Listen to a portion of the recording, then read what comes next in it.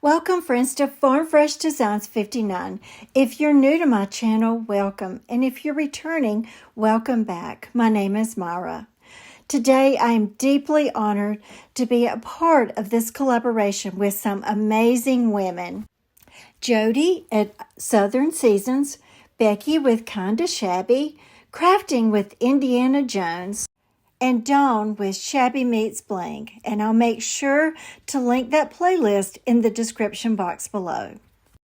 My first project is a pumpkin-shaped wood cutout, and I have painted it with Rust-Oleum chiffon cream. And I'm going to add this decoupage paper that I get from Decoupage Central, and I'll make sure to share that link in the description box below. And I only tear off that white edge right up at the top. I'm going to put it down with Mod Podge, and what I like to do is to put just a little bit of Mod Podge down and lay that decoupage paper on top of it.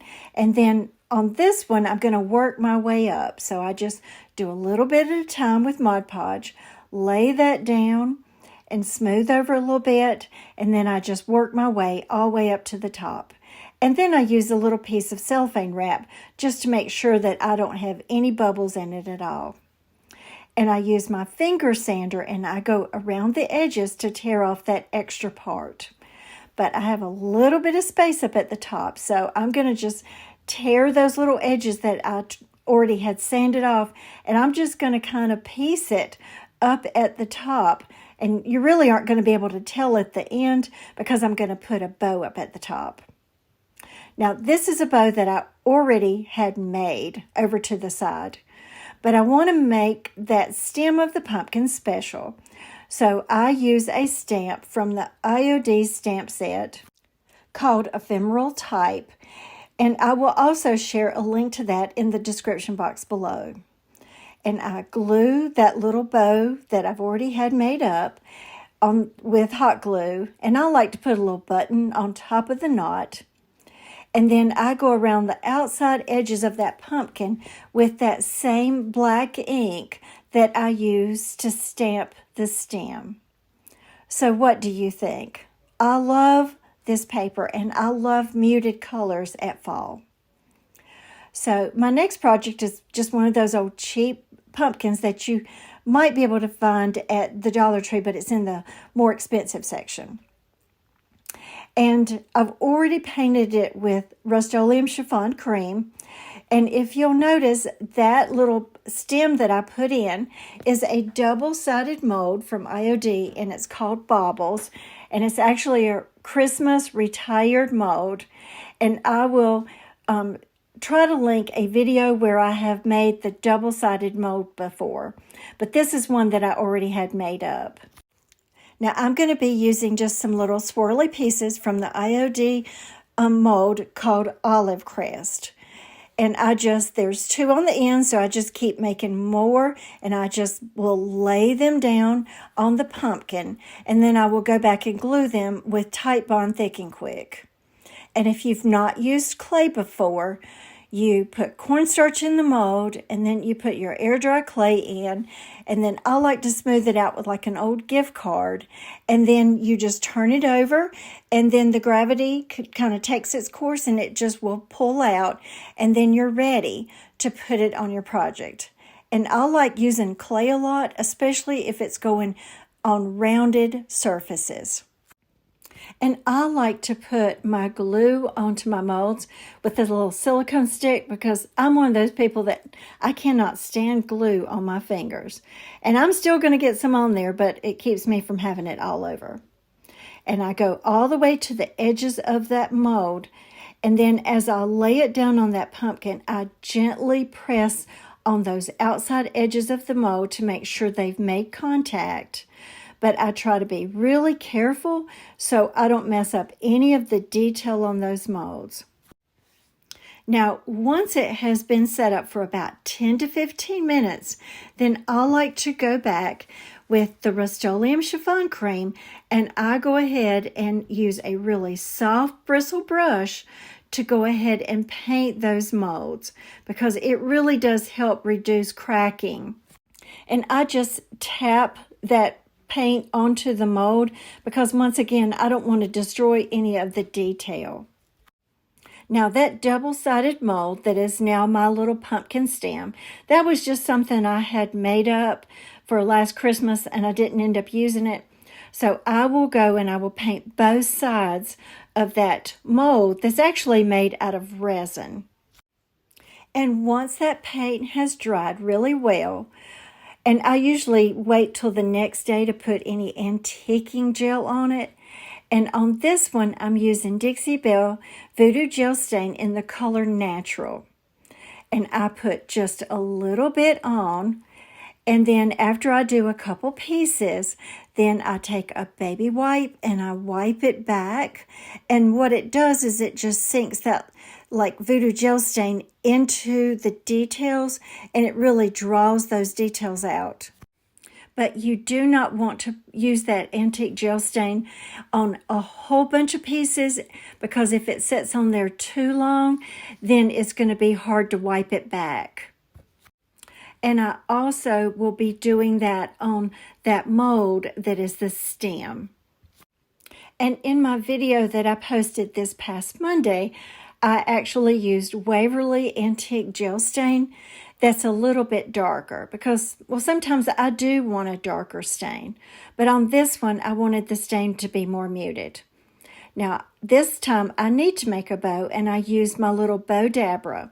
So I've got a piece of ribbon that goes vertical and then these little different pieces that I'm going to be putting on it do it horizontal. And this is just some eyelash yarn that I get at Hobby Lobby. And then I use a color of a ribbon that's similar to what that stain is. And then I go and I put just some cream colored ribbon on it. And then I use a ribbon that has some polka dots on it. And I just use that little tool to press it down really hard. And I pull those ribbons up. And then I tie a knot. And then you've got your bow. It's super easy. And I get my little mini bow dabber off of Amazon. They also make big ones as well. And I'm just going to put it up there at the top with hot glue. And I put like a little button on the knot just because I like to have something a little bit extra. And then I'm done. So what do you think? This is just perfectly shabby chic. And it's in all those neutrals that a lot of people use in the fall. So what do you think? And are you someone that has used the air dry clay in the molds? I love making molds. I think they add so much detail to a piece. Now, my last project is the one that took me the longest to make. Now, this pumpkin shape is made from MDF, and this came from the Dollar Tree, I believe, in the more expensive section. And I just kind of took off the part up at the top, and I just need that as a base. Now, I use the IOD trimmings mold, and I can't remember if I use all three trimmings mold, but each one has sort of a different shape to it.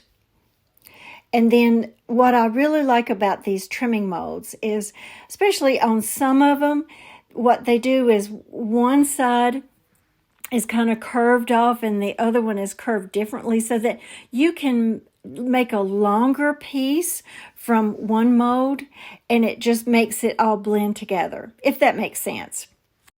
It just makes it look like one really long piece. And then when I do these, I use different pieces from the trimmings molds, and I'll do like a wider mold, and then I'll use a couple skinny molds, and then I'll go back and make a wider mold and just kind of make it interesting. And there is no rhyme or reason to it. It's just what I think looks good. And it takes a lot of time and a lot of glue and a lot of clay, but it's a lot of fun to make these. Now, also, I have done these before on those little wooden Christmas trees that stand up.